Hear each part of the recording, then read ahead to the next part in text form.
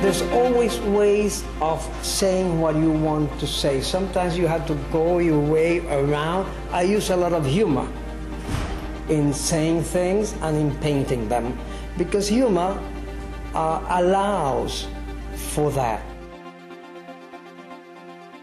Okay, welcome everyone. This is our first presentation of the semester. It's featured under Zona Abierta, and probably many of you have heard about what Zona Abierta is. It's a series that connects arts, culture, the humanities, and civic engagement with presentations that are done by faculty here at UIC, but also faculty all throughout the city and sometimes even the country. Also, first voice community leaders who come in and do presentations, and graduate students as well. So it's an opportunity to give voice to different perspectives, right? And the presentations are all about contemporary issues in the Latino community, also Latin American, and we try to connect those issues across communities in Chicago, because this is the way that we make sure that we are helping our students develop or expand their intercultural skills. We are very excited today because we have two incredible treasures from our Latino communities here today, and that is two maestros, Maestro Antonio Martorell and Hector Duarte. They are both sitting here on the front. They are for the first time together sharing and comparing their experiences on how their art and their migration experience has come together to really shape their identity as artists, not only here in Chicago, but also nationally and internationally. I'm going to give you a very brief introduction because they are both very eloquent and they will tell you all about you want to know about them. Maestro Antonio Martorell is a Puerto Rican painter, graphic artist, writer, and television personality. His art is politically themed and reflects his activist dedication. It can be admired in art and cultural events around the world, with frequent exhibits in Puerto Rico and the United States. Maestro Martorell is visiting us from Puerto Rico this week. Hector Duarte is a painter, printmaker, and muralist, building upon the Mexican muralist tradition and the community mural movement. The Latino Cultural Center houses his masterpiece, El Despertar de las Américas, The Awakening of the America, which is this mural that is embracing all of us here in this unique space. His work in the United States and Mexico speaks about identity, migration, and other contemporary social issues. So thank you both maestros for being here today. I would like to thank our co-sponsors for this presentation, the Chancellor's Committee on the Status of Latinos, UIC Campus Housing, and the Honors College. Also, CAN-TV is recording this presentation today. So with that in mind, I hope that you enjoy the presentation, and so thank you so much.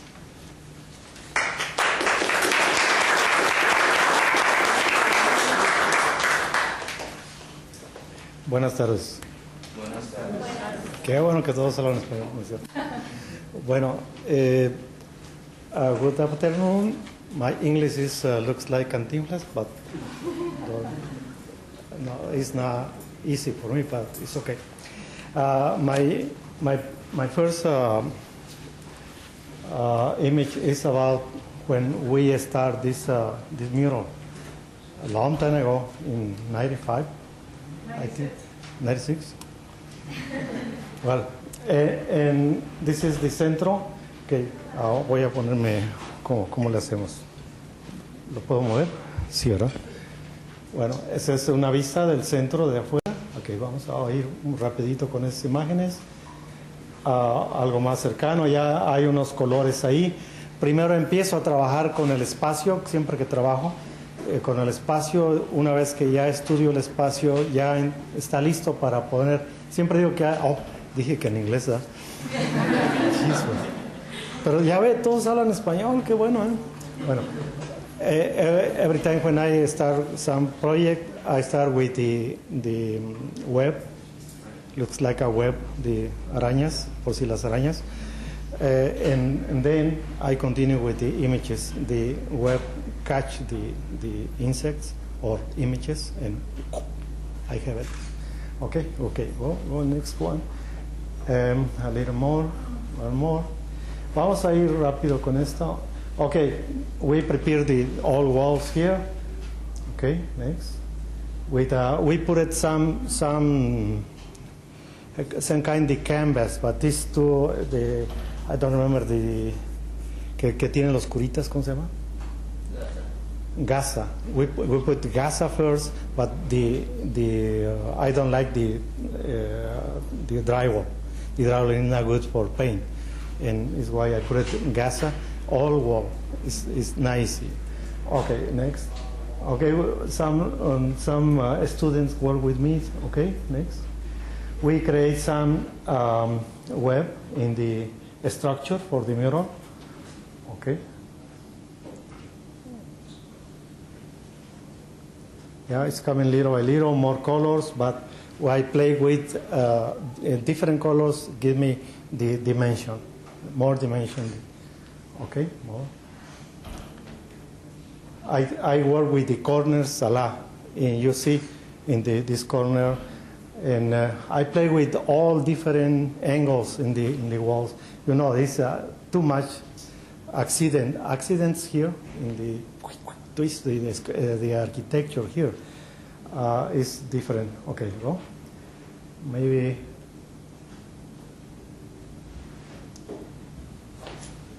Almost. Pura rayitas, pues. A lot of lines. What happened? Okay, the color is coming a little more. Yeah, two students working. This is this part, the Mayan pyramid, the plaza, you know, the center, the circle, yeah. It's coming little by little. Okay, and then it's coming the well, I don't have all process here, but we don't finish never here. But okay, this is this part in the stage representing the, you know, the all different heroes from Latin America, and the emperor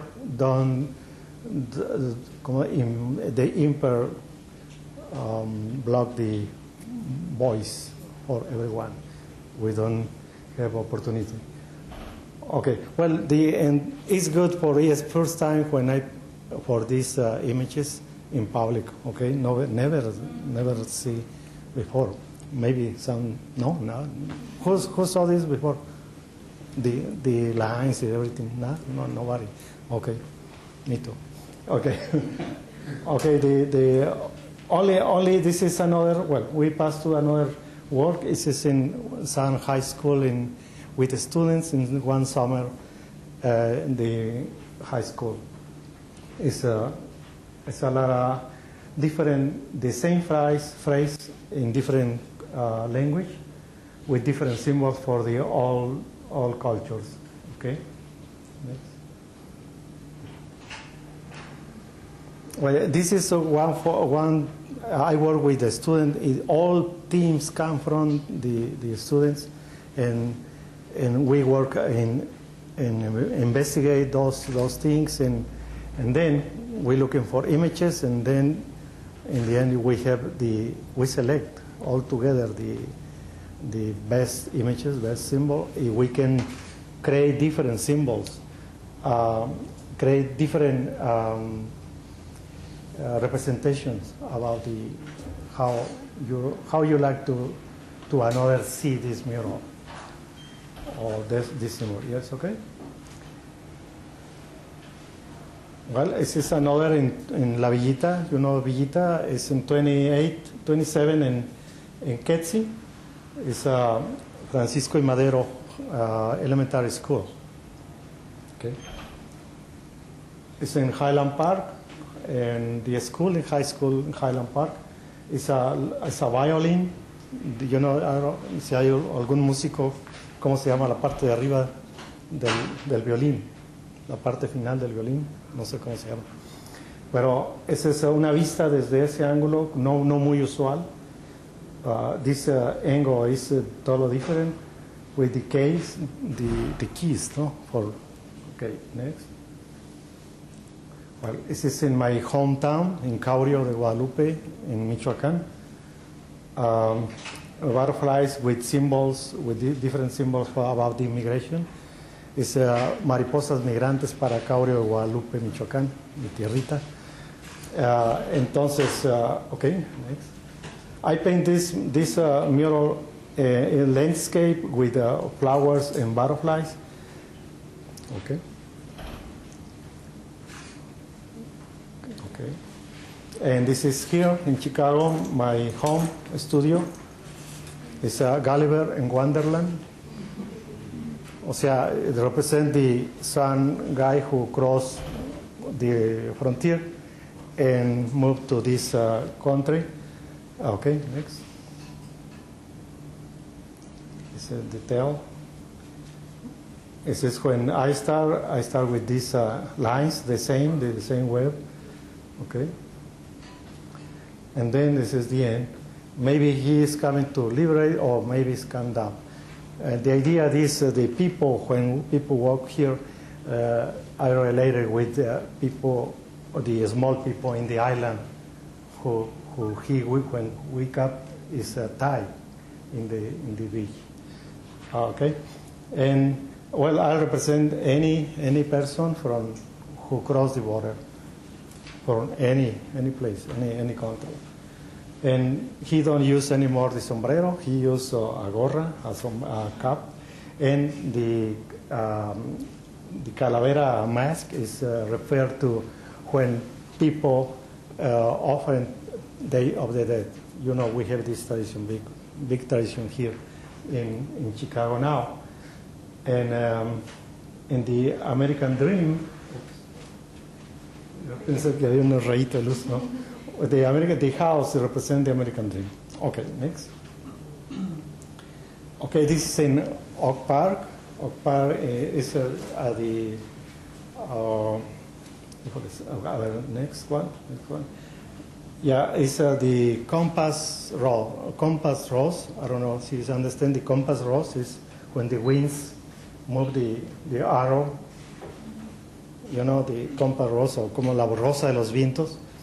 And this is for people signal in different ways. So migration for everywhere, for everywhere from any part, okay, in the world. Okay, this is my studio when we're working in the ice cream dream. Okay, next. It's mosaic in Pink Line, a Western station. This is an example of how it looks like. Creo que lo estoy tapando, ¿no estoy tapando? Sí. Bueno, the ice cream dream, this is el carrito de paletas. The butterflies coming out, but this cold and go to the warm rebozo, chow, the chow.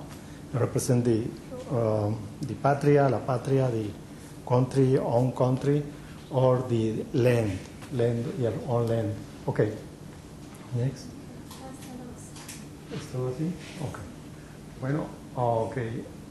¿Alguna más? A ver, ya estamos ahí. Ok, bueno, pues aquí me detengo porque va a haber oportunidad de platicar. I stop here a little. ¿Sí? Sí. Entonces le vamos a dar la bienvenida al maestro Martorell.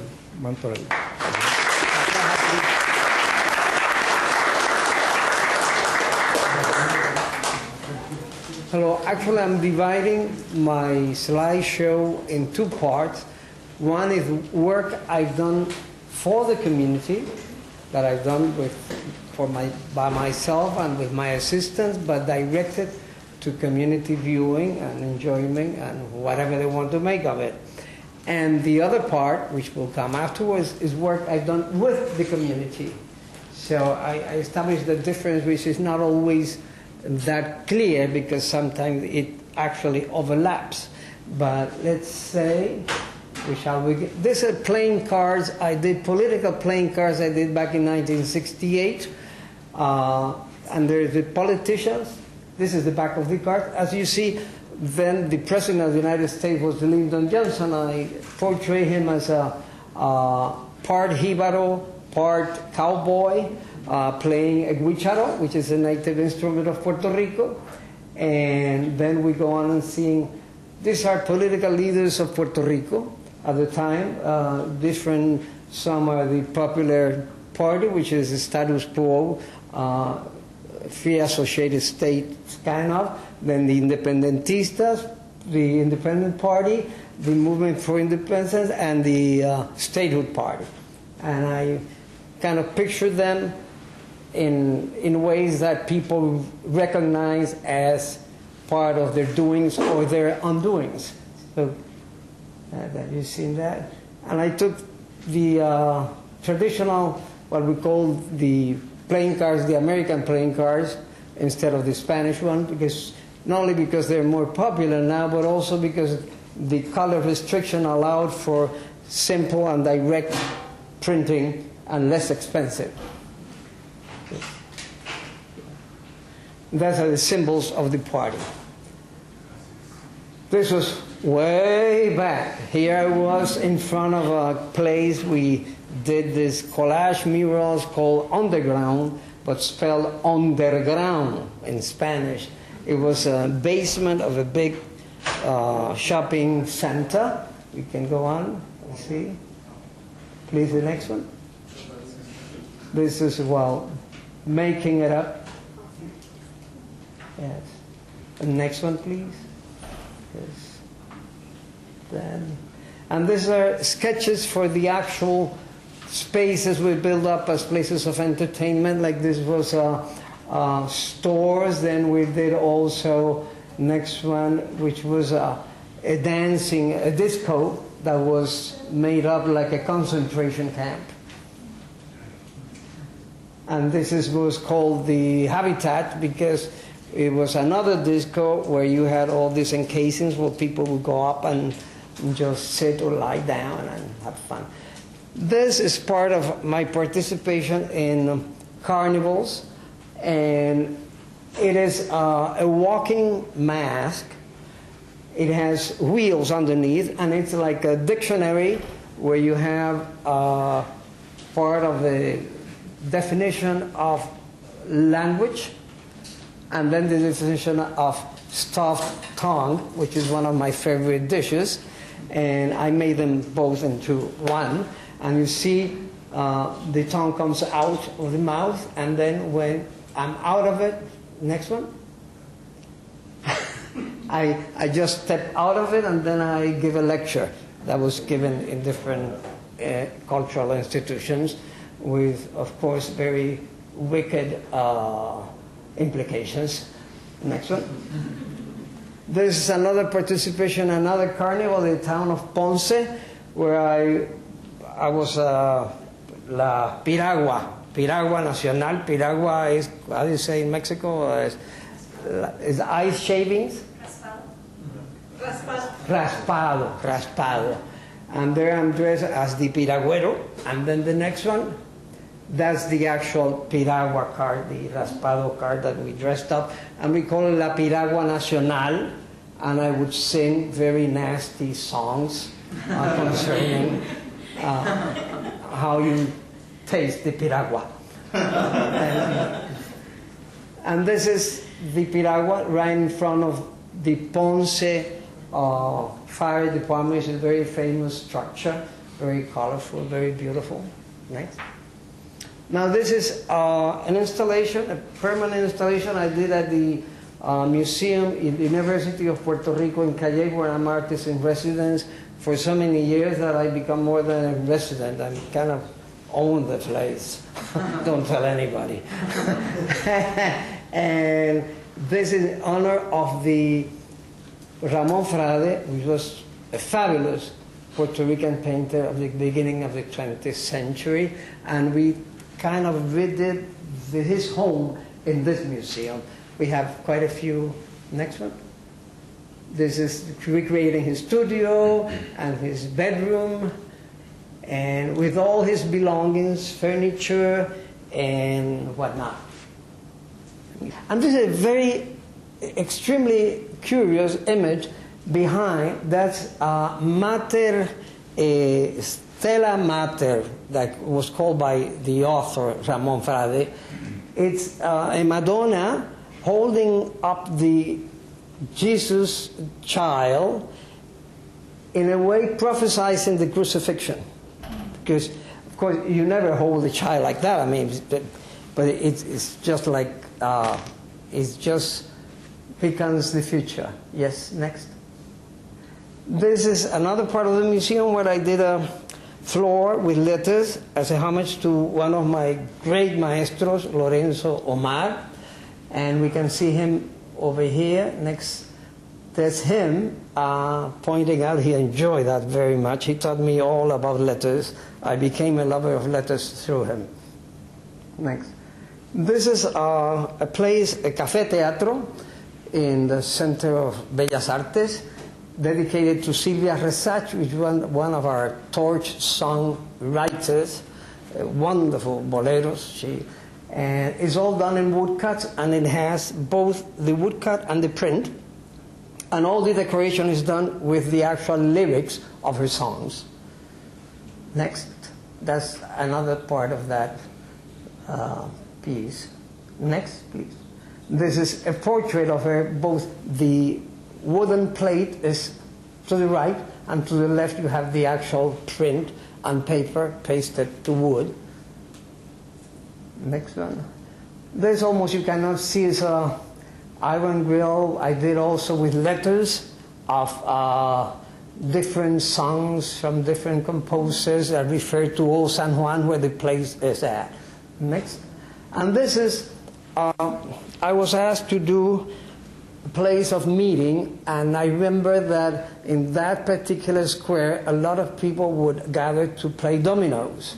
So I said, let me do something referring to that. So we did it in cement, and the dots on the domino chairs are actually words people use when playing dominoes, like trancao, paso, abro, whatever.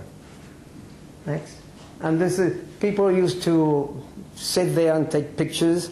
Of course, this is all gone because a new administration for the municipality came to, and he decided to do away with everything the other administrator had done, so out went my dominoes. That happens. This is it's about 10 feet in diameter. It's a mosaic, and it's on the floor of a shopping center in San Juan. And most people, many of them, many artists did them, but most of them, what they did was, and that you must relate to Hector, because he always do things according to the architecture, violating it in a way that embraces the audience. Well, most of my colleagues, all they did was take a round thing, but like if you take it from the wall and put it on the floor. I said, no, this is to be seen on the floor, not on the wall. So I did something that you could relate wherever you would walk around it. So it's un plato. And it's in the food court. So it's a plato de arroz con habichuela. It's a rice and beans plate with calligraphy and drawing. It's rice and red beans and fried eggs and fried plantains. And the people are actually going in around it. Because, see, we all worried about food, which we should. Bertolt Brecht, the great German dramatist, said, primero la panza y luego lo demás. First you must eat, then you worry about the rest. So, and in Puerto Rico, we, for better or for worse, we love to eat, or sometimes we don't have enough. So next one. This is a theater curtain for the Centro de Bellas Artes de Caguas, and I did a map of Puerto Rico. I'm very fond of maps, and since it's a theater place, I put in text from popular Puerto Rican plays and some from foreign plays also, and it's all is done with letters, with text. Next. And I play with the classical Greek theater and the Puerto Rican theater all together. This is in that same center. It's done also with woodblock, and the prints of the woodblock is called the ABC of Abelardo Diaz Alfaro, favorite son of Caguas, very popular author from the first half of the 20th century, and I did an ABC relating to words that he uses often in this very rural vocabulary. And you can see him in the lower left corner, that's him, de Abelardo, and he goes on de dedo, and whatever. Next. Yeah, you can have a closer look. C de caracol, B de barrunto, which is when it's cloudy and you know it's going to rain, and so forth. And this is lluvia letrada, which is plastic and metal letters hanging from the ceiling of that same place. Next. This is a detail of it. And this also forms words that are common in Abelardo Diaz Alfaro's writings. This is done in iron, and it is an aviary in the Children's Park. Was commissioned also by that administrator. It's so sturdy that the new mayor could not do away with it. So that's why it's still standing. And it's all cut iron, and it's with names of birds that are autochthonous to Puerto Rico. And the thing was to make a cage that was free for the birds to come in and out. Next. There's a close-up. See, you can read. The thing is, it's to be read from the outside, but it's like Reinita. This is another vision of it. It's 20 feet high, and it's a very pleasant place to go to. This is La Plena Inmortal that I did at Ostos Community College in the South Bronx in New York, and it's made out of woodcuts and dry points on copper printed on paper and then pasted onto plastic, sometimes transparent. That's where you get the lamps. And it departs from three origins. One of them is the dance of the death in medieval and Renaissance European tradition. The popular Mexican dealing with death. I lived for 6 years in Mexico. I love the country, and I think it influenced me quite a bit. And then also the plenas by Omar and Tufino, my two great maestros, that they did about the popular song and dance. So I mixed it all in, the European, Mexican, Puerto Rican tradition, and came out with this. And the whole thing has to do that death inviting people to dance from all sorts of life, from the highest to the lowest, from the Pope, Emperor, King, Governor, whatever, down to the artist himself. We can see more of that. See? And that's a permanent installation in the lobby of Ostos Community College. Next. And I wanted to be very festive. Of course, not everybody agreed with it. There was some people in academia that protested that that should not be there because this is about learning. This is not about death. How stupid can you get? I mean, all art and literature and music, everything that is meaningful has two main themes, which is love and death. And everything else departs from that. But they didn't win. And this play is still there till maybe they change administration and they do away with it. Next one. This is actually a floor where you can dance in, and it's covered with very heavy transparent varnish, so you can step on it, you can dance on it. Next. See, that's a close-up of that floor. And that's part of the wall. And so also has some kites with the trailing tails and whatnot. This is the title of the piece because Plena is played with the drums. And this is my own homage to Posada. And it says, oh, actually, in the original Dance of Death, you used to have the image on one page and then the verses on another. I mixed it in because that's very much in the popular Puerto Rican tradition. So I wrote the lyrics and carved them, and it says, this is Death speaking to Posada. It says, vengo a pedirte posada y que me grabes un verso. I come to ask you Posada, but Posada has a double meaning there because it's Posada, the name of the artist, and Posada meaning I want a place to sleep. Vengo a pedirte Posada que me grabes un verso, so you engrave me a verse.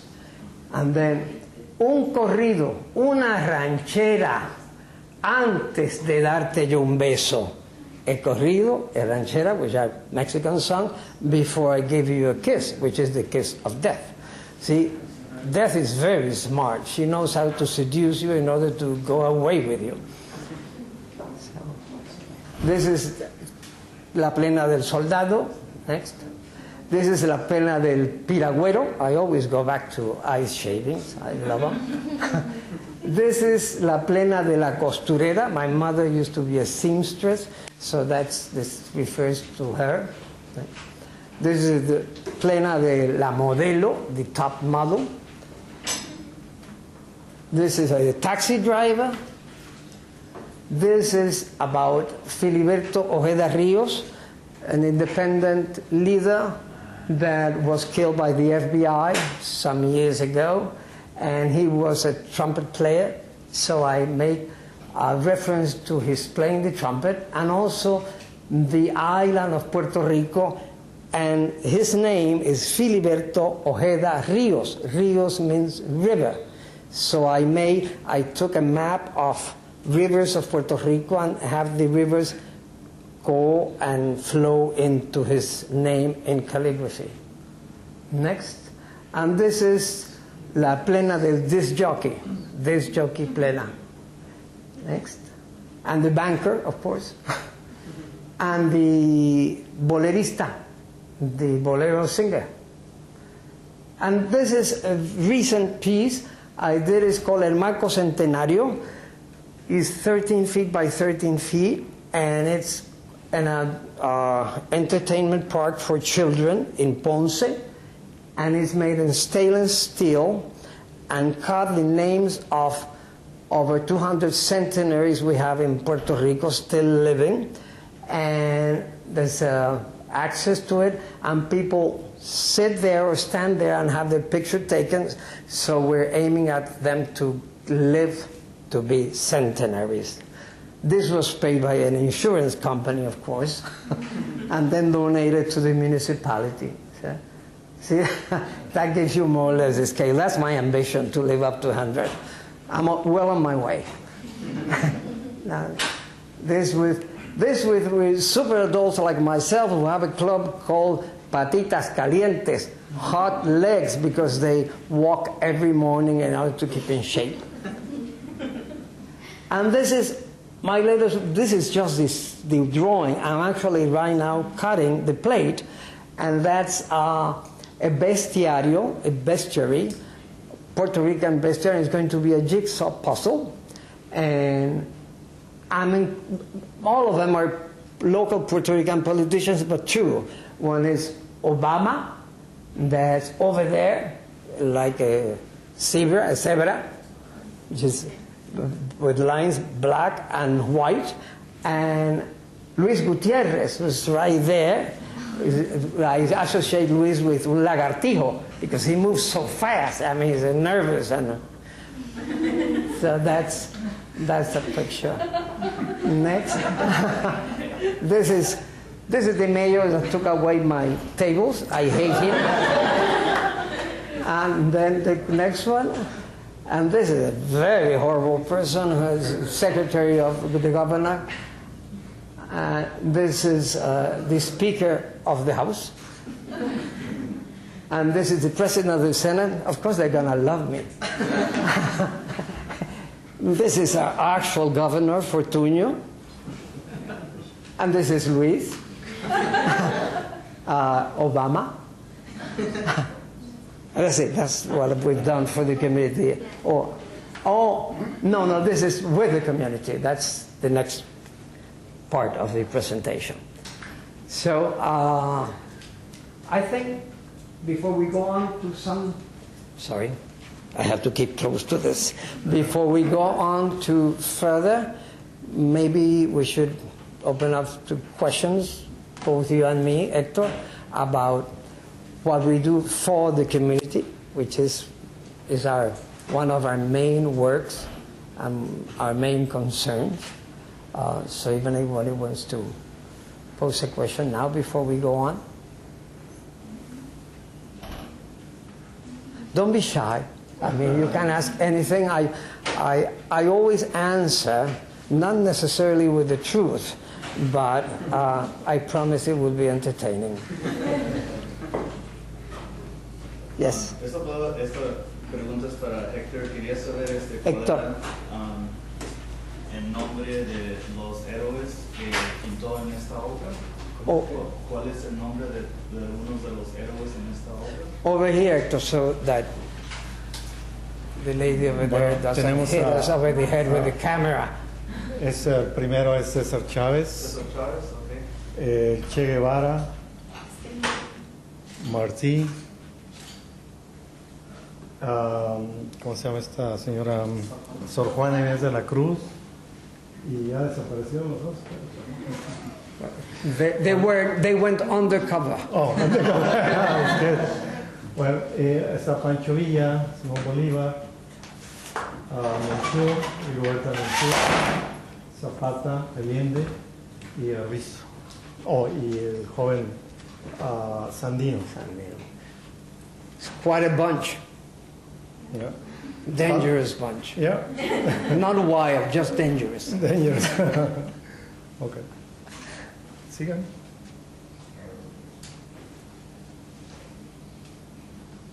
¿Más preguntas? Yes? So when you work with different community members, how do you sort of negotiate the different voices that come together and they might want different things in one piece of art?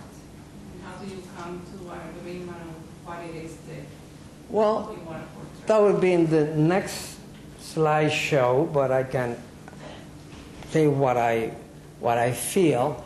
Usually, the community art is commissioned by a group of people in the community.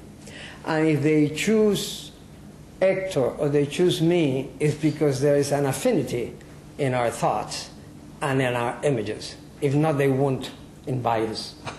They know what they're getting. Let's put it that way.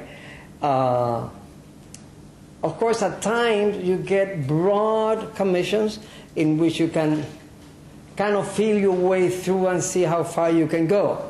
And we can go as far as we can go. There's one thing, at least I have learned, is the worst censorship of all is self-censorship. You never censor yourself. That's the job of others to do. So I put forth what I think. If there's conflict, well, let's have conflict. A ver, Héctor. A ver, me repite la pregunta, por favor. ¿Qué es la pregunta? Que si cuando trabajamos con la comunidad, ¿cómo podemos servir a diferentes voces? Si es que hay voces que piensan diferente, ¿cómo nos ajustamos a esas voces que no necesariamente son una voz? Claro. Bueno, one point is mostly the artists in any different way in art.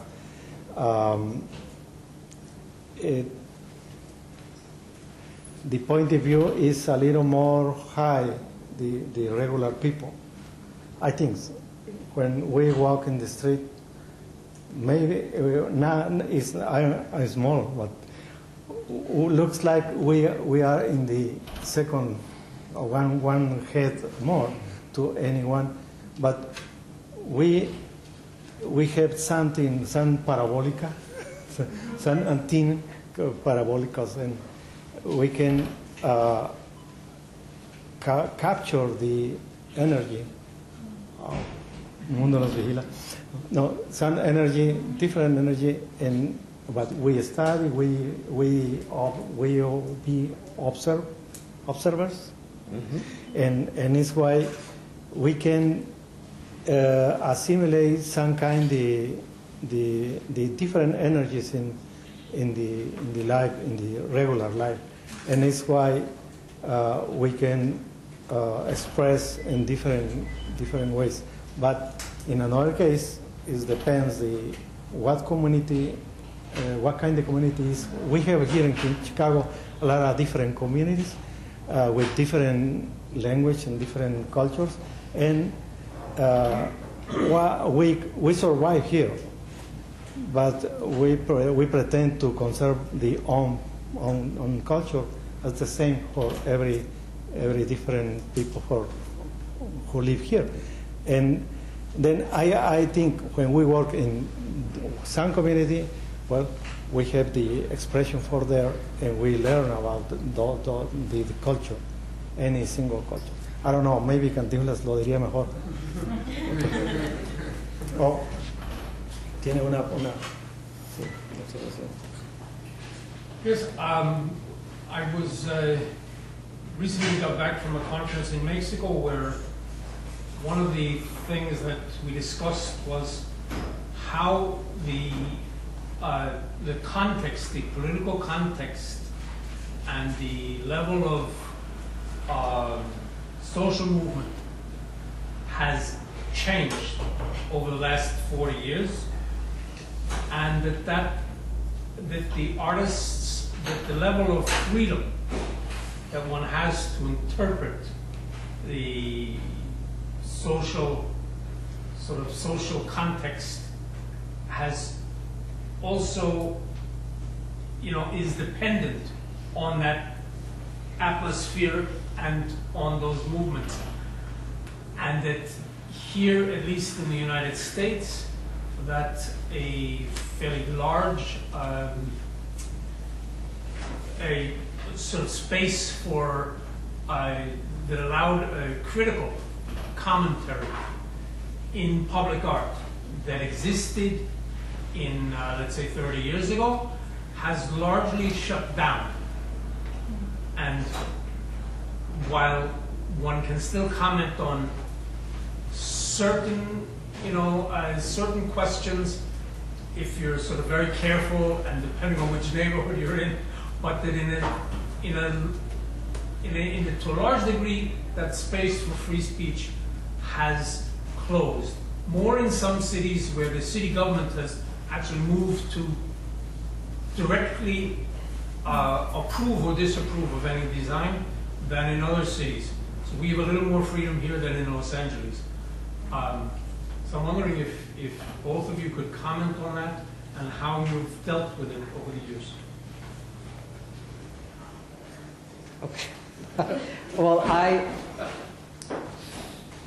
I've always kind of tried to go my own way regardless of the winds that are blowing.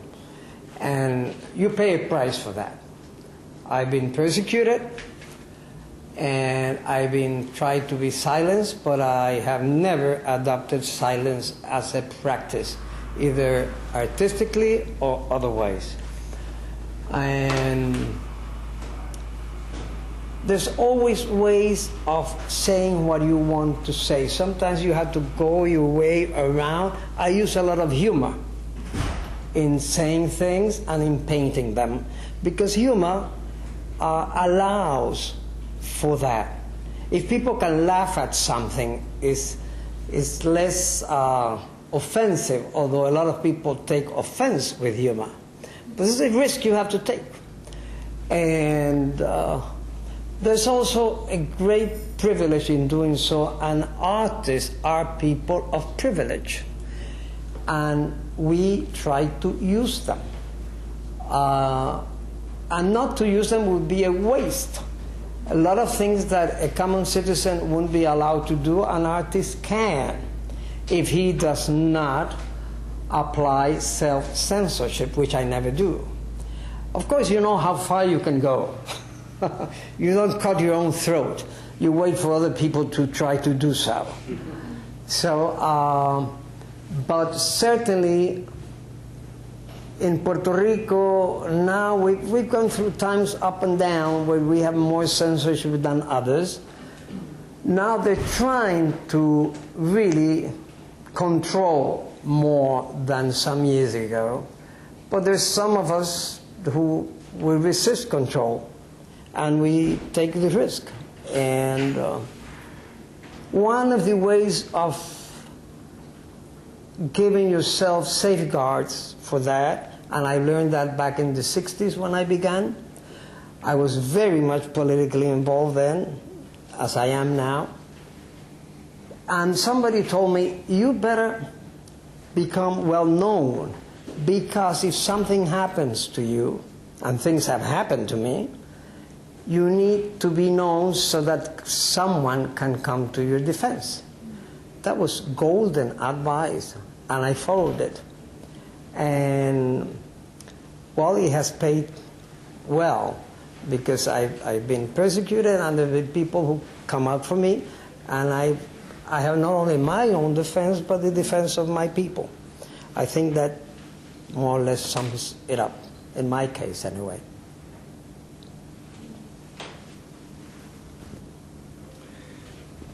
Bueno, es verdad.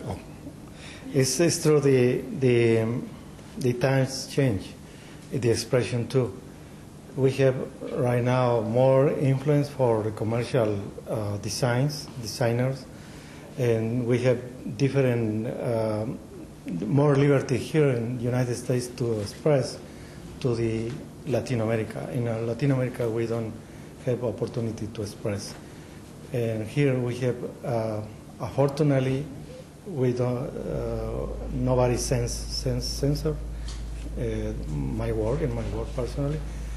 And then it's, when this happens, we need, when this change is here, we need be a little more intelligent for transform this kind of the message or your images. But in my case, I don't like to make more pamphlets. Mm-hmm. And we need to change the I like your work in steel metal. It's very nice, but we need looking for those different kinds of the media, and then we can express liberty in different ways. But now, if we continue with the same hand in your images, but maybe we die easily. Or we don't make one step in front. I think maybe, I don't know if it's clear, but I think we have opportunities here for express more freedom. I don't know. This is my point. In my case, I don't have this censorship for my work. Maybe in the future. I don't know. No sé si contesté. Another question, commentary? Question. Yes? Yes. Well, I'm an artist myself, and your artwork is both amazing. So my question is, I know there's millions of artists out there, and what you just said, Duarte, about always innovating, always coming up with new ideas of how to spreading a message. So I guess, can you give us advice if there's artists here in the audience, and what do you guys do to come up with these new ideas that you feel or you hope that no one has ever thought of, or what do you use as inspiration? Well, for one thing, we're not in the quest for new ideas. We are in the quest for posing questions and posing possible answers to new situations.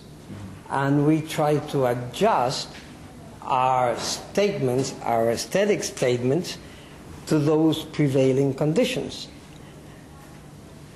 I feel, because I know quite a lot about Hector's work, that he, as I, are preoccupied and occupied with dealing with today, here and now. We're not isolated artists. We are conscious of what's happening, and we try to get involved with the reality around us. And of course, since the reality changes, our work changes also.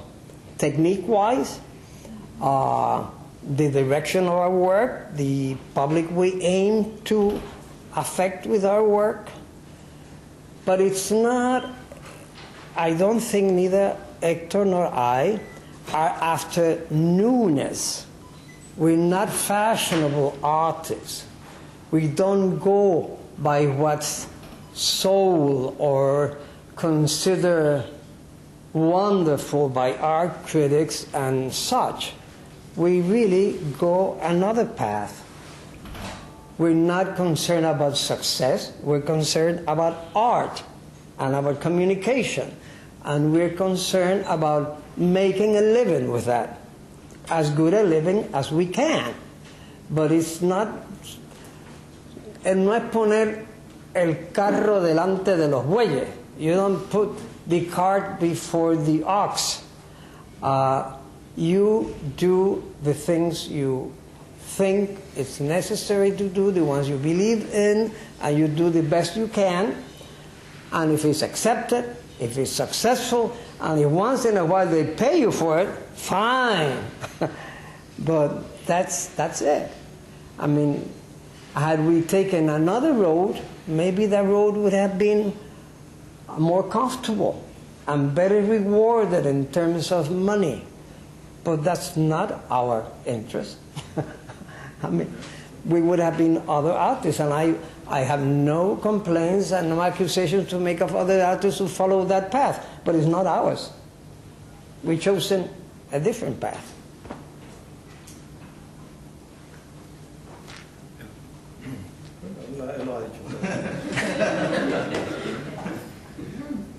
¿Otra pregunta? Or then maybe you can go on seeing more stuff. Okay, vamos a ver más. En this images, aquí, no sé si es que está muy brillante. Eso es. Okay, this is one image for Carlos Cortez, a friend for every artist here in Chicago. You see the size is 10 feet high by 12. La nueva esclavitud, o lo que es lo mismo la globalización, en la que el grillete que nos ponían a los ¿cómo se dice? This new slave. I represent with this the newest slave for these times, with the barcode in the hand. Looks like the metal in your hands. This is the no slave. Okay. ISBN, yeah. Okay. El código de barras, the código barcode, one more time, in the fingerprint, es como te ven, te tratan. I don't know cómo se traduce eso, pero como te ven. They see you, they treat you. Okay, well, de alguna idea es representando. I represent with this the all migrants here in the United States. We are suspicious to terrorism. Okay, next. And here the same idea, the fingerprint with when we born and when we die. Okay. This is when Bush invaded Iraq, and he says he take the world in the hand, in two fingers, between fingers, and he says and pushed and put out the water and petroleum and oil and say, Mio, mio, mio, mio, mio. Yeah, it's the name, mio, mio, mio. Okay, next. This is something about the Anu Virgin. You know, we have the tradition in Catholic Church and the small towns in our countries about the virgins. Any day we have a new apparition. You know, I don't know. Okay, next. Those is a small work in paper, mostly in paper. This is el milagro del maíz, the miracle of the corn. O es al revés. And this is las tortillas, you know, the trademark, the Milagros Tortillerías, and is the nopal, and the image, the no sé, el corn, and then the miracle. Yeah. Well, now ¿cómo se llama? Santorum, who have the new corn patent, the patent. Monsanto. Okay, Monsanto. Okay. Me lo van a pedir, que me lo van a comprar ellos. Okay. This refers to people in the barrio. One child who play with the hydrant, and some wallet. ¿Cómo se dice wallet? Wallet. Bullet. Take him and die. And then the offering with veladoras. Okay, next. It's an innocent child. And this too is the same idea, muerte de un corazón joven, death of young heart, innocent in the barrio. Okay. Well, now more than 50,000 people die in Mexico with the same pretext. Okay, this is a corazón de mujer, a heart, a woman heart. Okay. And this is a study for Gulliver in Wonderland, but never put it there. Okay. This refers to Haymarket riot when when established the Mayo Primero, May 1st, when we celebrate 4 hours to rest, 4 hours to sleep, and 4 hours in 8 hours for 8 for work. And this is one of the leaders who die in the jail. They put some cartouche in the dynamite in the mouth, and they says, in the newspaper says, he se sacrificó a sí mismo, he killing him, ¿cómo? Himself, yeah, okay.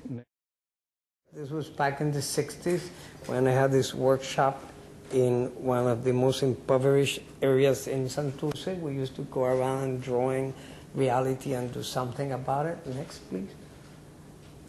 We would do silk screen printing of clothes and murals and posted. We would do all sorts of things there, like papier-mâché and huge decorations.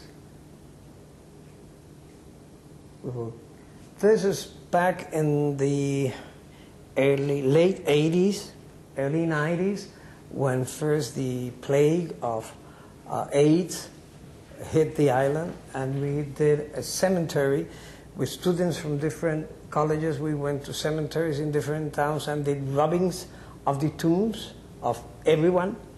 And we made all this thing, and we made the floor like if it was the sky, and we made the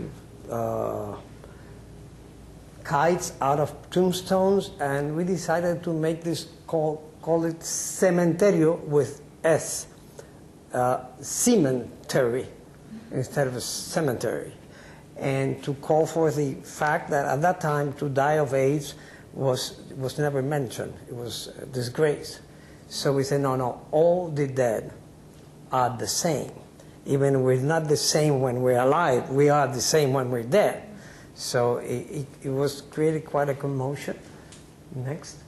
And then the last day of the show was El Día de la Candelaria, which is February the 2nd.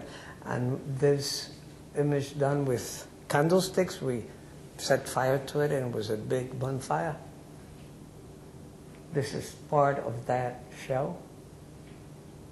This is another show I did in the early 90s, both in Puerto Rico, in New York, and Washington. It's called A House for Us All, and this is part of the show on La Guagua area. It's from a text taken from Luis Rafael Sanchez, one of our foremost writers, and I did it with a community of immigrants in New York. Each one had to take a chair. Next. It's like a plane, and they brought old chairs found in the streets, and we decorated them according to a passage in this writing by Luis Rafael Sanchez. Let's go on. Next. This is another aspect of this is the variety of chairs, and we trimmed them and wrote in them parts of that, and also the tiles on the floor and the wallpaper is all the writing of Luis Rafael, both in English and Spanish. This is in Veracruz, in Mexico, where I went in also mid-90s, no, it was early 90s, to do a show in the Instituto Veracruzano de Cultura, which is housed in an old 16th century chapel, and we did Las Veras Cruces de Veracruz, the true crosses of Veracruz. And it was quite an affair. We did printings of dollar bills and whatnot, and the whole place looked like an ode to money and to vested interest. Next. That's where we were doing the banners. This is a huge curtain that I did of, it's done with Xerox machine, photocopies $1. I took $1 and printed it many times, making it larger, and then pasted it on top of canvas, and it's like 50 feet wide by 40 feet high, and it's like an exploding dollar. That was in the main altar of that church, turned into cultural institution. Next. This is why we were doing that, and doing all the pasting and working. This was done mid-90s in MIT, Massachusetts Institute of Technology, and I invited Rosa Luisa Marquez, who is my partner in theatrical crimes. We do theater pieces, and we did something called If the Grain Must Die, and we decorated parts of a basement with different grains, like this was the tortilla, the maize section. Then we had the rice and the pasta. But I only have a picture of this one. And that lady there is a Mexican immigrant. We stood her up on a stool and made her dress out of cut paper, which I learned to do in Mexico. Next. This is part of, unfortunately, I don't have the ascensor itself. It's an elevator that I did in Cuba, in Casa Las Americas, and it's like a jigsaw puzzle. I invited young artists from all of Latin America, and the theme was, what is paradise to you? Of course, everybody agrees on what is hell, but there's many different ideas of what is heaven. I was surprised that a lot of those had to do with sexual images. I thought that with the sex revolution of the 60s, that was no longer a paradise to be aspired to, but an everyday reality. I was wrong. Next. This was printing the pieces for that elevator. They were done. Well, this was, yeah. Then this was a Three Kings celebration in New York, sponsored by Museo del Barrio. I was dressed as one of the kings there. Next. There's another part, another celebration, another Three Kings Day. Bitter winter with snow everywhere, and the camels making dirt everywhere also. Quite a heroic venture. This was in Nicaragua. I was invited by a union of rural workers to help decorate their established new home, new building. And what we decided was to kind of reflect on the vegetation, like making the blue shadows of the mango tree on the entrance. And then next one. This one was of this stone. We painted this stone. It was very funny because I love this beautiful, huge stone, and I wanted to paint it and paint it with the community, make it more beautiful than it already was. And they got together and said, no, Maestro, that stone is sacred because that was here before we came. No, God knows when it was there. And I said, well, it's a pity because I wanted to do it with you. Say, no, but we reached a decision that we want you to paint it. If you paint it, it's okay. But no one else can touch that stone. So one day that everybody went to swim in a lake, I stayed and painted it with that little kid who was my helper. He would give me the brushes and whatnot. I enjoy doing that, I must say, more than most of the things I've ever done. And this is called Dédalo. It's a thing I've done. I'm going to do it again in Buenos Aires soon. I've done it in Spain, in London, I've done it in New York, and in Washington, and in San Juan.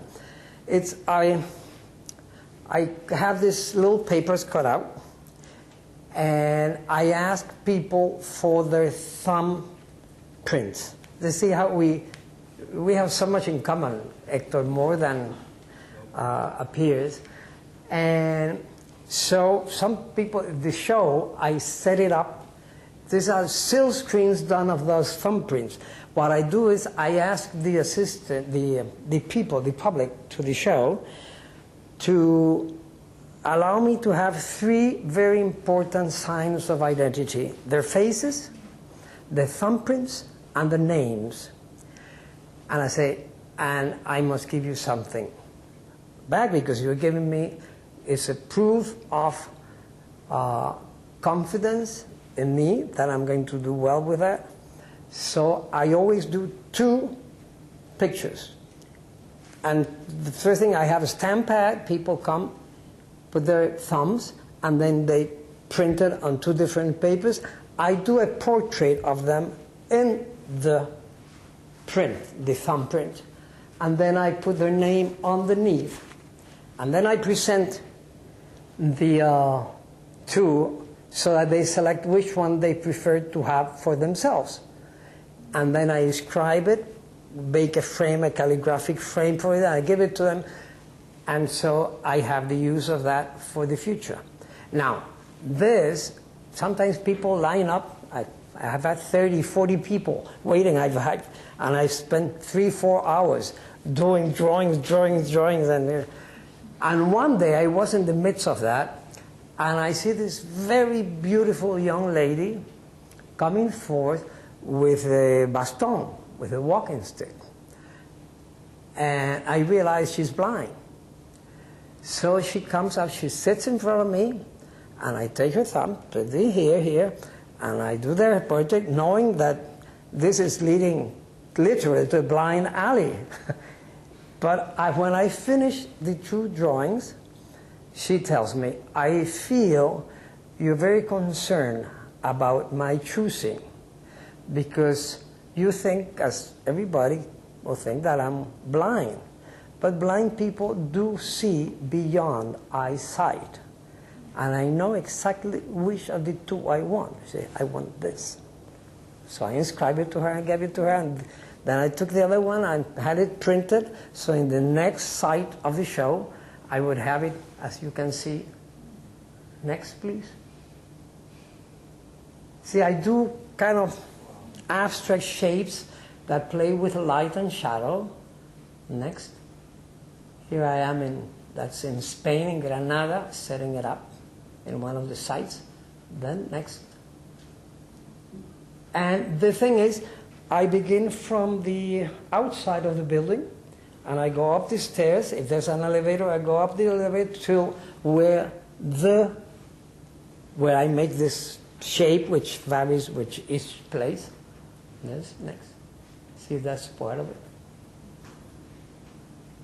And this was in Honolulu, in Hawaii. I did it in a different way there. See, this goes all through the path from the street. It's something like Hansel and Gretel. Now I did this in an immigrant community, mainly Dominicans, in Upper West Side, a place called Washington Heights, people call it Quisqueya Heights, in New York. And its population is mainly Dominican of recent migration, and they used to have the sad privilege of being the school with worst reading and writing dexterities. So they asked me to do something relating to that. I said, I'm going to do an ABC. And I went there and I took photographs of them, of the kids doing letters on the floor. Or next. Next. That's an H. Next. And then I did drawings and eventually woodcuts of them in attitudes that they can relate to, like reading, and that's G of globe and geography. Next. This is I, meaning I, myself. This is the H. And then we printed up I had lots of people working with me. In fabric, we did a show of dancing with the flags. Next. And then in the back of the auditorium, we did, that's the actual plate. And we had to do it around the clock, literally, because the clock was there, we cannot move it. So it became a serpent. And on both sides of the auditorium, I found a quotation from Eugenio María de Hostos, a great educator who's both Dominican and Puerto Rican, says, La ignorancia es el peor enemigo de la civilización. Ignorance is the worst enemy of civilization, and it's on both sides. Let's see if we have that one. Yeah, and it says there, Hostos. Yeah. Next.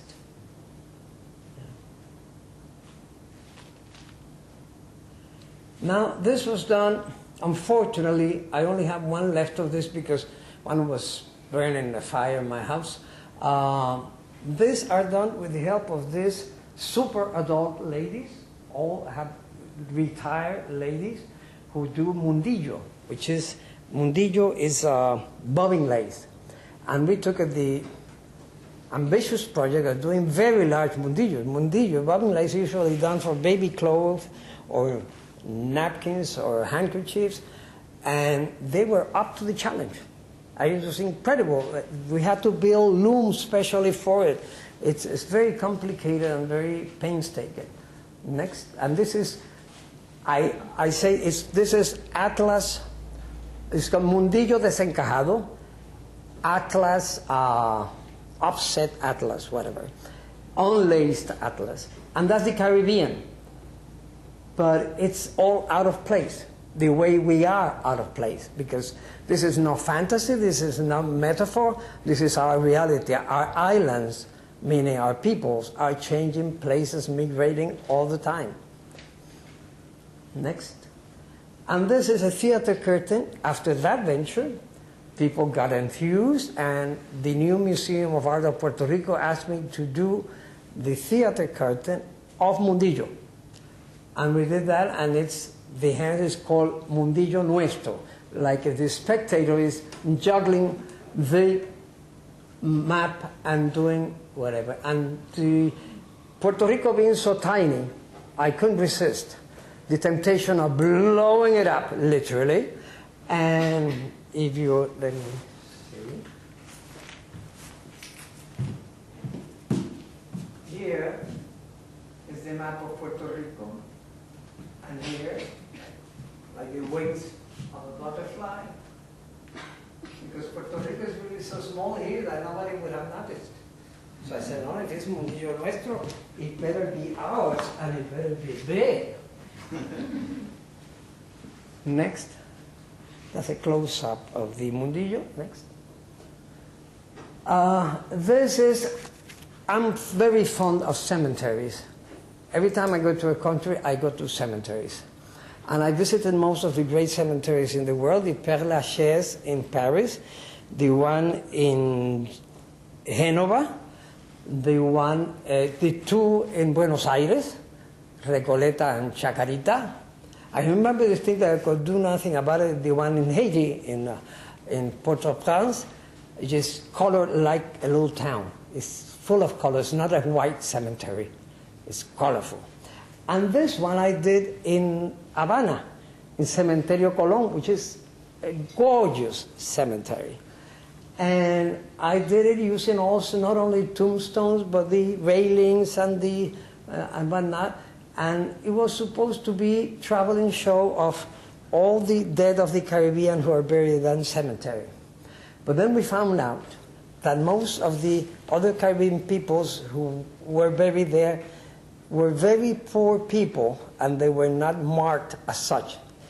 But I still have all this, expecting for it to travel. Yes? Then we did like housing. This is in Cementerio Colón, working with students from 4 learning institutions. It's a gorgeous cemetery, one of the most beautiful I've ever seen. That's there.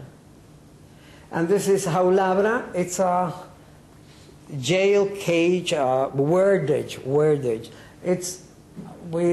I've picked 10 words in 13 languages, words that sustain us, that we build upon them, like love, peace, God, justice, truth, and had them in Spanish and English. And we did prints of it with the help of students from the neighborhood. Next. That's where we were printing. Next. Next. So they're all spoon printed, as my friends here know, because they help me spoon printing. Next. Next. Next. Yeah. Yeah. And that's before hanging them up on the wall. And that's the mural. And then I had a mirror covered with a wall covered with hand mirrors, that in order to read them you had to get the mirror, because they were cut to be read while stepping on them. When they print as a reverse image, you needed a mirror in order to read it, which is actually what you need to read. I mean, these are words that have lost a lot of their meaning because they've been falsified. Now next. And then this is the actual floor of the cage. I made this cage where the floor you would step on justice, on peace, and made house codes printed with the names, and this whole enclosure with the golden printing in the fabric, made in a golden house, a golden jail. It's called Jaulabra. Next. And see the hanging behind those blue rectangles are the actual screen printers, the actual screens that you use with a squeegee to squeegee the color through and print the clothes. And these are in 13 different languages, those 10 words. And the place was used also as a performance space, provoking dance, theater, music.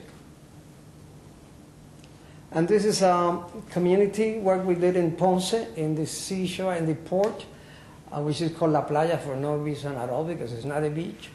And with participation of the elderly as well as the very young, because we want to have the real history of that neighborhood. So we went around collecting information. Next. And it's all done in mosaics, actually broken tiles put together. And underneath, this is the Hall of Fame of famous people from that neighborhood. Next. And these are, on the sides, actually silhouettes of the kids, mostly 15, 16-year-olds, who made this whole thing. And it was very moving because, say, when we are old and we have our children, our grandchildren, we'll bring them here to see what we did when we were their age. And the actual stepstones leading to the sea are the legends that the elderly told the youngsters about, and it all had to do with ghosts. Let's see that. And you read it, it's pictograph. You have to read it. It goes from words to images to words to images, and it's fun.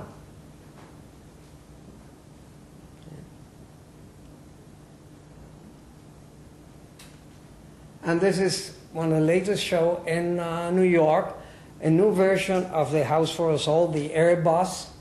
And here again, I didn't want to repeat the formula, so we decided that the seats in the plane would be dressed as passengers, as immigrants, and that the visitors to that plane, which is also served as a theater for projecting a documentary of the migration process of the Puerto Ricans to New York, that the visitor would literally be placed in the place of the immigrant. He would sit on their laps, on their knees, and see the movie while sitting on us. And they came out with some beautiful costumes. Next. Next. And this, we covered the whole ceiling with milagritos that we got from Mexico. This was building the plane that worked as a theater also. And the windows, portholes, would have pictures of immigrants and mirrors, and also letters of lyrics of songs.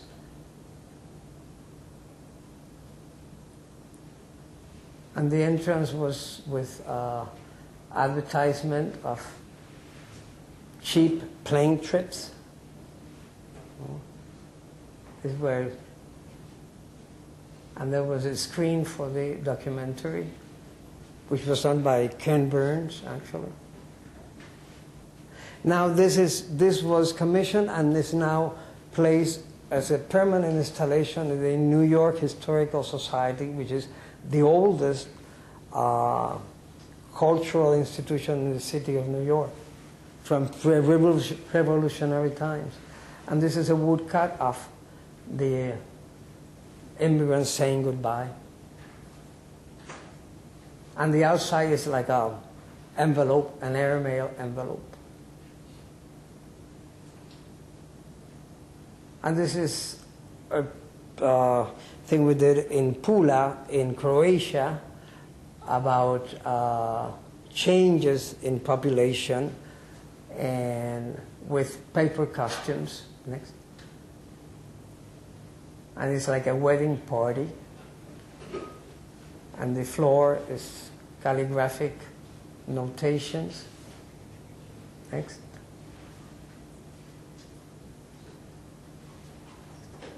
That's my partner in crime, Rosa Luisa, and myself. And that's it.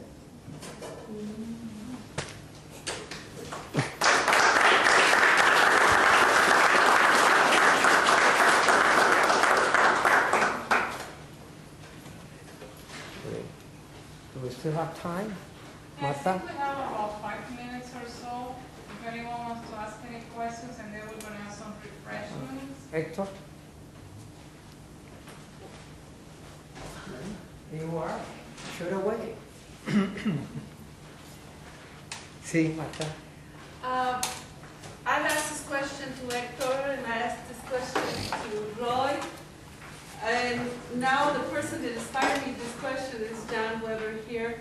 Many years ago, at a Chicago Mural Conference, I saw some muralists, I think they were from maybe France, that used to come and do some instant murals and post them on the wall. Remember, John? I don't know if you remember. But I like the idea of doing those instant murals that you can put on corners. And the example that they used was, you know, like fair wages or something like that.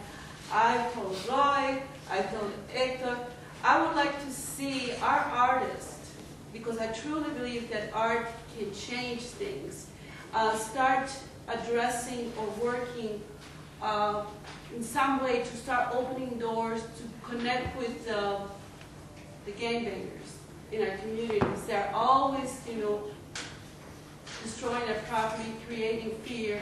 How can we get, you know, banks or businesses in the community to pay the artists to do something very creative? Because you just showed us a world of creativity, so that we can engage the youth, the gangbangers in our community, and maybe start changing their lives around.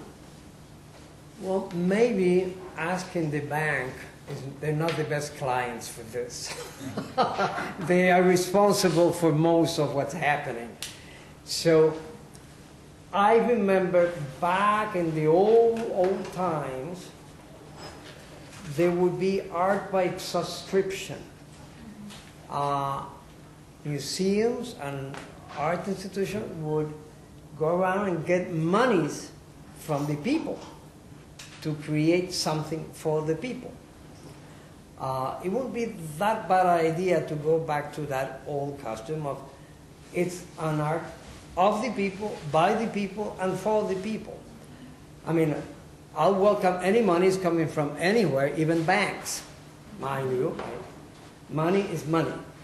But I think it would have even more meaning if it came from us. And that way also we don't have to wait for them. We can do it ourselves.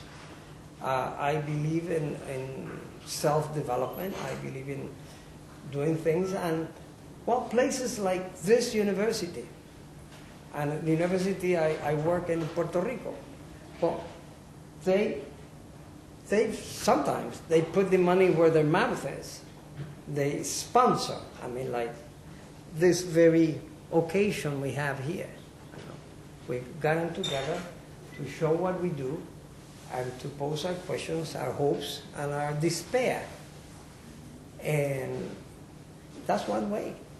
It's not the only way, but we should be able to try many ways, because the motive is wonderful. I mean, that's what we aim to do, is transform reality. And that's what any poet, musician, or visual artist is about. We aim at changing reality, sometimes in a very modest way, in a wall, in a piece of paper, with a guitar, with a verse, but the end is that always. We pretend to change reality. Well, there's many ways of doing it. Well, mostly the movements start automatically, or arte de magia. Empieza. Start with the people who be interested in make something. You know, the movement, the murals in Pilsen start in, they don't take class for make murals, so they start only automatically, okay, I need to represent my country, my symbols or everything, my pyramid or I don't know. And this is when we have we work free, we start with those kind of moments. But if we have some support, well, it's more easy. No, but also like if we try to improve lives in our neighborhoods, why not go to the local bakery? They are affected by crime, or the local barber shop, or the local everything. And say, well, we want to better our conditions of life. We can get rid of violence. We want to teach people to make art and to contribute to the well-being of our society, not just beautifying walls. We want to change life. But in order to do that, people must make a living. So give us some money to buy materials and to pay some salaries, even if though they are low, but to pay people to do something to better this community. I think it's especially inspiring to see all of the work that you've done over the years using ephemeral materials, or materials that are usually considered ephemeral, paper and costumes, and essentially where you're working with theater, with an event, and not worrying about what whether it's preserved. So a few things are preserved, and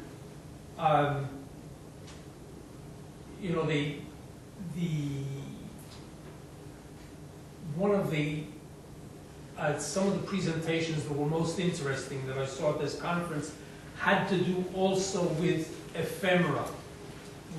This was a mural conference, and a lot of the people there were very concerned about permanence.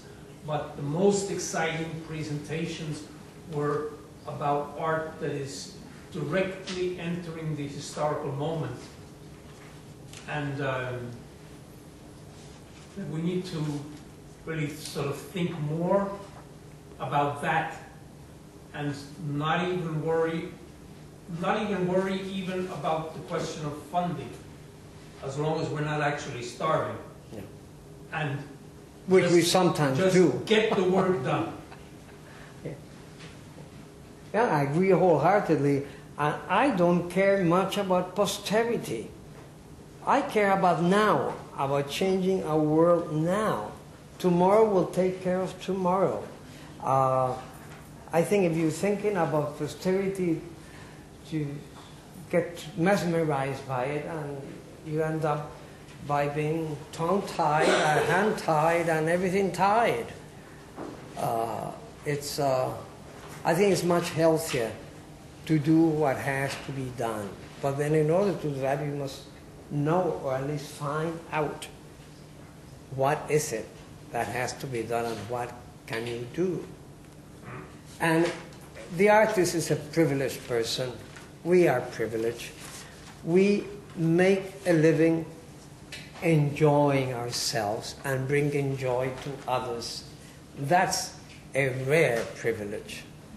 I mean, I think I'm so happy that we are artists.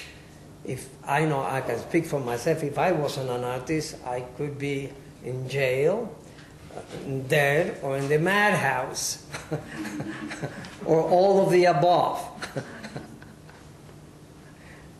Yeah, I had a question, well, more of a comment. I really like the way you work with typography, with letter forms, and your art. I find it inspirational because, I have experience as a graphic designer, and, for the most part, I feel that, that in my past experience just became a repetition and more of aesthetics.